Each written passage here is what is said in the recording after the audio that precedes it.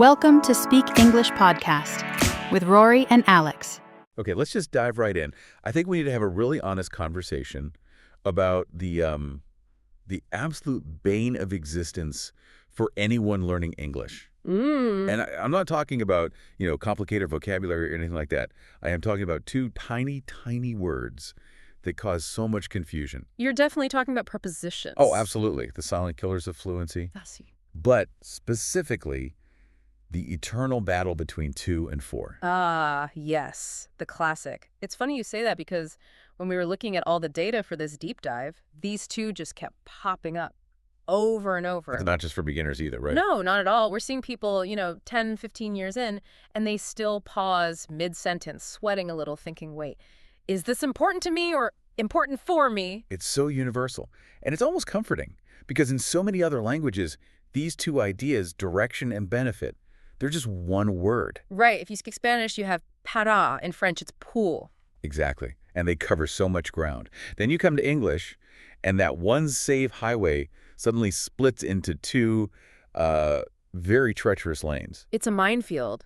And the reason it's so tricky is that people try to memorize their way out of it. Yeah. They try to learn every single phrase. Go to bed, wait for the bus. Apologize to him, buy this for her. You can't. The language is just too big for that. You can't memorize an infinite list. Which is exactly why our mission today is to just stop the guessing game. We're not going to just list a bunch of rules. We want to find the soul of these words. DNA, yeah. The sources we pulled suggest that if you understand the core philosophy, you can basically throw the flashcards away. I love that. And there's this visual metaphor in the research that it changes everything. Oh, it was a total light bulb moment for me. Once you see it, you can't unsee it. Okay, let's get that out right now. Let's give everyone that aha moment before we even get into the grammar. Okay, so if you're ever stuck, I want you to visualize two simple images. For the word to, visualize an arrow. A little arrow, like that's a right arrow. An arrow, okay, I can see that. What does an arrow do? It travels. Point A to point B. It's all about movement, transfer, direction. It's functional. It gets something from here to there. Exactly. Now, for the word for. What's the image for? For. A heart. Like this heart suit. A heart. Okay, that's a very different vibe. A completely different vibe. For is about the reason inside. It's intention, benefit, why you're doing something. To is the mechanics of getting there. For is the emotional or logical reason why. To is the arrow. For is the heart. That is already so much more helpful than a grammar table. Right. But we do have to ground this in some rules because English does have them.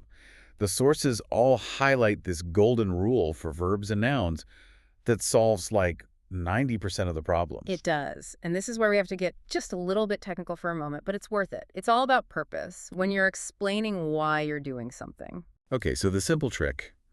This is where people just flip a coin, I feel like. How do I choose? It's mechanical. You don't even have to think about the meaning yet. Just look at the word that comes next. Okay. If the word after the blank is a verb, an action word, you use to. Always. To plus the verb, that's the infinitive form, right? To go, to eat. Correct. So if you're explaining your purpose with an action, you use the arrow. For example, I went to the store to buy milk. To buy, the verb, the action. Got it. You would never, ever say for buy. It just sounds broken to a native speaker. Okay, so what's the other side of that coin? If the next word is a noun, a person, place, or thing you use for. So I went to the store for milk. Exactly. Milk is a noun. So to buy milk, that's the action, the arrow. For milk, that's the purpose, the thing you want, the heart. That seems so straightforward, but the sources had this comparison game section that was just brilliant. It shows how you can say the same thing two ways. Let's do it. Hearing them side by side really helps. Okay, let's use a travel example. Yeah. Julia is going to Rome. Okay, Julie's going to Rome. If she's focused on the action, the verb, what does she say? She uses the arrow. Julia went to Rome to learn Italian. To learn. Verb, perfect. But what if she focuses on the thing she's attending? The noun. Then she switches. Julia went to Rome for an Italian course. For a course. Because course is a noun. It's the same trip, same goal, but the grammar just shifts. Precisely. Let's do another one. This one hits close to home for a lot of people. Moving for a job. Okay, classic expat scenario. Yeah. Kelly moved to Tokyo. Why? Let's start with the verb. She'd say, Kelly moved to Tokyo to work. Because work is the action. Correct. But if she wants to talk about the thing itself, the position, the noun. Then it has to be Kelly moved to Tokyo for a new job. Exactly, for a new job. So rule A, to plus verb, rule B, for plus noun, that covers the why. It seems so solid, but I was reading through the common mistakes section, and there's a huge trap here. The sources call it the ing trap. Oh, the ing trap. This is the one that is an instant giveaway. A giveaway. Yeah. You could have a perfect accent, be totally fluent, but if you make this one mistake, a native speaker knows English isn't your first language. And it's so easy to fall into because it feels logical. If for is the heart, my reason, why can't I say, I am studying hard for improving my English? It feels like it should work, doesn't it? Yeah, improving is my reason. It feels logical, but English grammar just draws a hard line. When you're talking about a person's intention, why you are doing something, you cannot use for plus an ing word. So saying I went to the bar for finding a date is just wrong. Totally wrong. It sounds clunky. You have to go back to the arrow. You went to find a date. You study to improve your English. Okay, but this is where it gets nuanced because there is an exception. Something about tools and machines. Yes. This is the only time for plus ing is okay for purpose. But notice the shift. It's not about your purpose as a human. It's about the function of an object. So I'm talking about like a kitchen gadget. Exactly. You pick up some weird tool and ask, what is this for? The answer describes its design. This knife is for slicing cheese. For slicing? Okay, so we do use aging there. We do. Or, this chemical is for cleaning windows. We're describing the object's reason for existing. It wasn't its choice. It was built for that. That is such a subtle distinction. So if I pick up a camera, I'm using it to take a photo. My action, the arrow. Correct. You are the agent. You act to do something. But the camera itself, the camera exists for taking photos. It's almost a philosophical difference, right? Humans have two because we have intent. Machines have four because they have a fixed function. So if I say I am here for working, I sound like a robot. You sound like you were manufactured for the sole purpose of labor. I am Unit 734. I am here for working. Exactly. You want to say, I am here to work. You don't want to sound like a cyborg. I love that. Don't sound like a cyborg. That's the rule. Okay, let's shift gears to the emotional side. This is where the arrow and heart metaphor really starts to define relationships. This is my favorite part of the research, where prepositions get personal.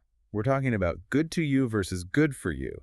On the surface, they sound almost the same. So different. Let's use the metaphors. Good to me, that's the arrow. The action is coming from someone else towards you. So it's about how they treat me. Exactly. They're kind, they're polite. My boss is good to me, means she's nice. She approves my vacation days. She asks about my weekend. Okay, now let's swap it. My boss is good for me. Now think of the heart.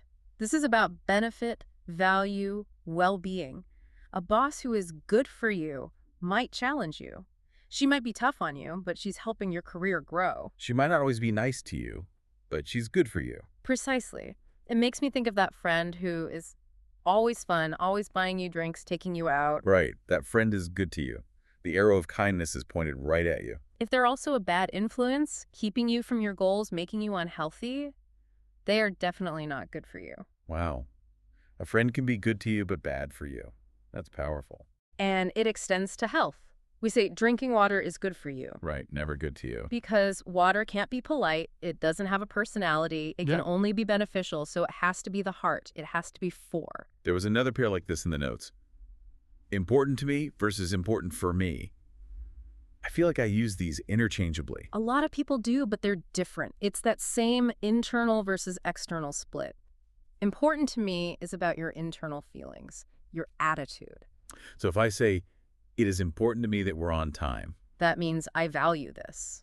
It matters to my personal emotional state. If we're late, I'll be annoyed. But important for me is about an external necessity, a situation. Like requirement to get something done. Exactly. Think of a student who hates math. He'd say, it's important for me to pass this exam.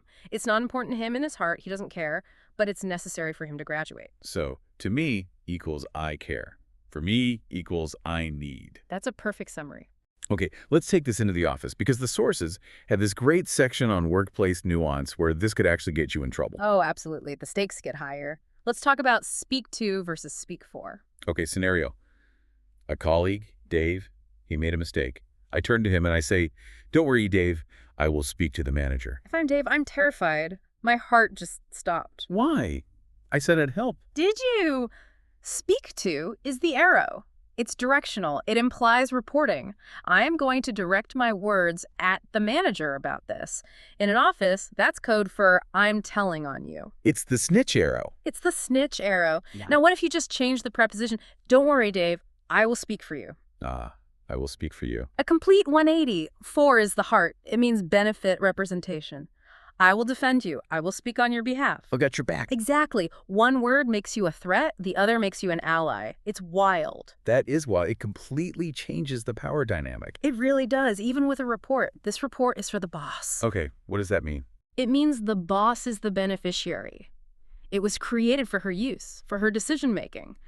The heart. And hand this report to the boss. Purely delivery. The arrow. Move this paper from point A to point B. It doesn't matter if she reads it. Just get it to her desk. So if you're the courier, you deliver it to her.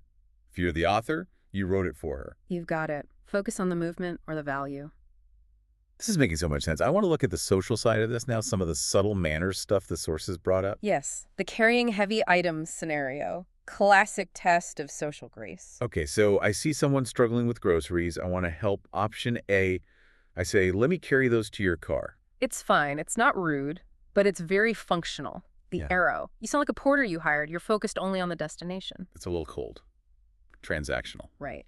Now, option B, let me carry those for you. Let me carry those for you. Much better. So much better.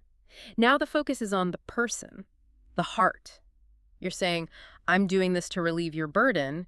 It's a service for their benefit. It's warmer. It implies you're saving them the effort. Exactly. You do things for people, not just to places. It's more charming. And this comes up with gifts versus toasts too, right? Oh, yeah. This is for you versus this is to you. If I hand you a gift box. It's this is for you. Ownership changes. The object is now yours for your benefit. The heart. But at a wedding, we raise a glass and say, here's to you. That's a toast. Think of the arrow again. We're directing our praise, our good vibes towards you. We're not giving you the champagne bottle to keep. We're sending a tribute in your direction. A directional tribute. That's a great way to put it. It's why we write letters to someone but buy gifts for someone. Wow. We've covered a lot here, from strict grammar to workplace survival and social etiquette. It's amazing how much meaning is packed into these tiny words. So before we wrap up, let's just recap that visual, because that's the thing that's going to stick with people in the moment. Right. So you're stuck in a sentence. Pause. If you're thinking about movement, direction, transfer, visualize the arrow. That's two. Movement, destination. I went to the store. Give it to him. Exactly. But if you're thinking about the reason, the benefit, the intention, the person receiving the kindness. Visualize the heart suit. That's forward. I did it for you. Yeah, It's good for my health. That's the core of it. Combine that with the golden rule 2 plus verb, 4 plus noun, and you're going to be right almost every time. And you'll sound a lot more natural. You won't sound like that cyborg. You'll sound human. Absolutely. So here's where I want to leave everyone today. The Yeah. next time you're about to send an email or help a friend or talk to your boss, just pause. And ask yourself, what is my real intent here? Exactly. Are you just moving information to someone like an arrow?